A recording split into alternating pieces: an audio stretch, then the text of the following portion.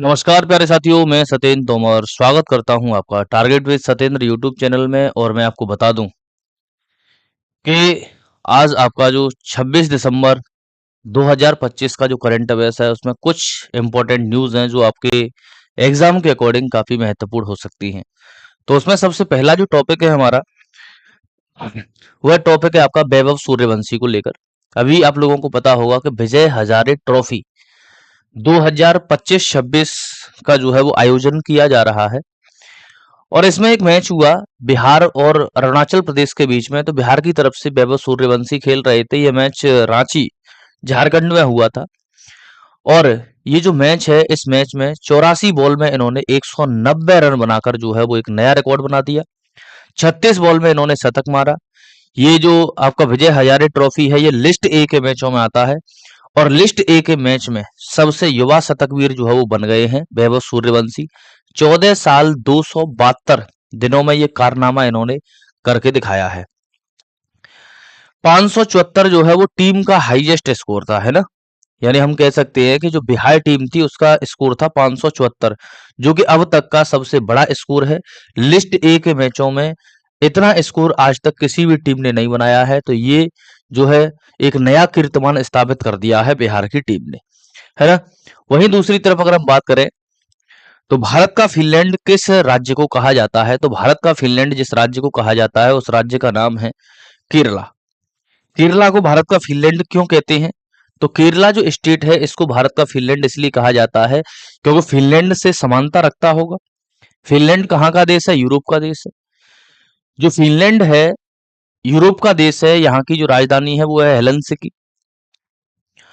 और अगर आप देखें तो केरल और फिनलैंड में क्या समानता है, तो सबसे पहली अगर हम बात करें तो फिनलैंड जो है वो एजुकेशन के मामले में बहुत ऊपर है।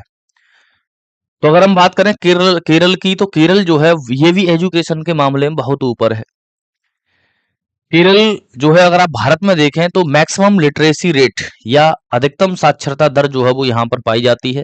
यहाँ का जो एजुकेशन सिस्टम है वो बहुत अच्छा है, बहुत ही शानदार है। यहाँ पर जो है उच्च मानव विकास है ना। इसके अलावा प्रकृति एवं जल के स्रोत जो है, अगर हम बात करें प्राकृतिक सौंदर्यता की, जैसे अष्टमुड़ी झील, वेम्बनाड झील, है ना।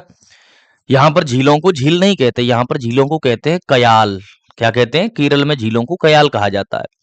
इसके अलावा बहुत सारे राष्ट्रीय उद्यान भी हैं केरला के अंदर, चाहे वो पेरियार राष्ट्रीय उद्यान हो, चाहे वो अन्नाईमुड़ी 16 राष्ट्रीय उद्यान हो, चाहे पंपाडुम 16 राष्ट्रीय उद्यान हो, है ना। चाहे मथकेट्टन 16 राष्ट्रीय उद्यान हो, चाहे इराविकुलम 16 राष्ट्रीय उद्यान हो, चाहे वो पेरियार राष्ट्रीय उद्यान हो। ये सभी राष्ट्रीय उद्यान आपके कहाँ पर हैं? केरला में है। तो प्राकृतिक सौंदर्यता, इसके अलावा जल, जिसमें मैंने झीलों की बात की, इसके अलावा लैंगिक समानता की अगर हम बात करें, स्त्री और पुरुष के आधार पर यहाँ पर सबसे कम भेदभाव देखने को मिलता है ना। और मैं आपको बता दूं कि ये भारत का ऐसा राज्य है जहां स्त्रियों की संख्या जो है वो पुरुषों से ज्यादा है ना। 1000 पुरुषों पर अगर महिलाओं की संख्या निकालें तो 1000 से ज्यादा है ना। स्त्री और पुरुष में जो है भेदभाव नहीं किया जाता है, तो जेंडर इक्वलिटी है। 1991 में केरला जो स्टेट है ये पूर्ण साक्षर राज्य बन चुका था। पूर्ण रूप से साक्षर राज्य बन चुका था केरला, है ना। तो जो केरला की विशेषताएं हैं वही फिनलैंड की विशेषताएं। इसी वजह से भारत का फिनलैंड किस स्टेट को कहा जाता है, प्रश्न अगर आपसे ऐसे पूछता है तो ऐसी स्थिति में आप कह सकते हैं केरला को कहा जाता है ना। 500 से अधिक पक्षियों की प्रजातियां जो है वो यहाँ पर पाई जाती हैं। कितनी? 500 से अधिक। ग्रेट हॉर्नबिल पक्षी का नाम सुना होगा। तो जो है आपका 500 से अधिक पक्षियों की प्रजातियां जो है वो पाई जाती है। इसके अलावा एक मार्शल आर्ट है यहाँ की जो काफी फेमस है, काफी बार एग्जाम में पूछी भी गई है। उसका नाम है कलारिय पट्टू। तो कलारिय पट्टू जो मार्शल आर्ट है वो किस राज्य की है? तो केरला की है। फिर हम बात करते हैं विश्व का सबसे पुराना मसाला कौन सा है। बहुत ही इंपॉर्टेंट चीजें हैं, है ना। बड़ा चर्चा में रही हैं ये मसाले, जिसकी वजह से जो है ये इस टाइप का टॉपिक जो है वो यहाँ पर डाला गया है। विश्व का सबसे पुराना मसाला जो है दालचीनी को माना जाता है। किसको? दालचीनी को। दालचीनी के बारे में कहा जाता है कि दालचीनी का जो मूल स्थान था वो आपका कहाँ पे था? मिस्र।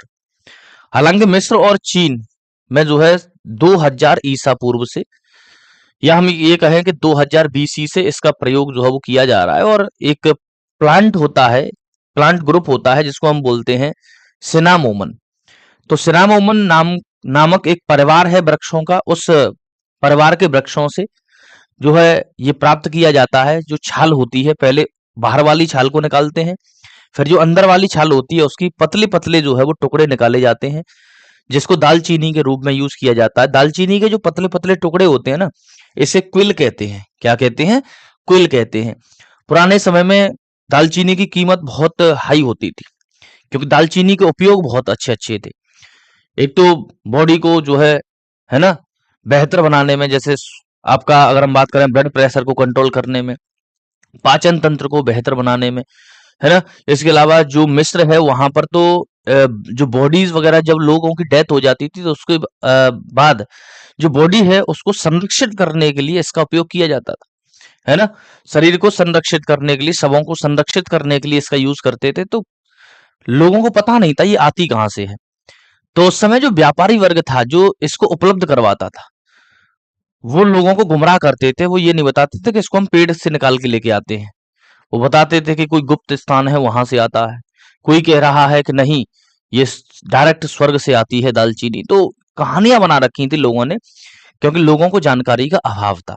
बाद में पता चला कि नहीं, ये तो पेड़ है, और पेड़ के जो है छाल से, है ना, जो है आपका वार्क से निकाली जाती है। तब जाकर पता चला कि अच्छा ये वाली बात है ना। कुछ अन्य मान्यताएं ये कहती हैं कि नहीं, दालचीनी जो है वो सबसे पुराना मसाला नहीं है। धनिया और जीरे का उपयोग जो है वो 5000 साल, है ना, ईसा पूर्व जो है, यानी ईसा मसीह के जन्म से 5000 साल पहले से यूज हो रहा है धनिया और जीरा। आपके लिए एक प्रश्न है, मसालों का राजा किसे कहा जाता है ना। तो आंसर है क्या?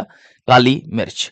तो उम्मीद करता हूं कि जो भी चीजें मैंने यहाँ पर बताई हैं, है ना, वो आपके एग्जाम के लिए काफी फायदेमंद साबित होंगी। इसी के साथ ही मैं अपनी वीडियो को विराम देता हूँ। Thank you very much.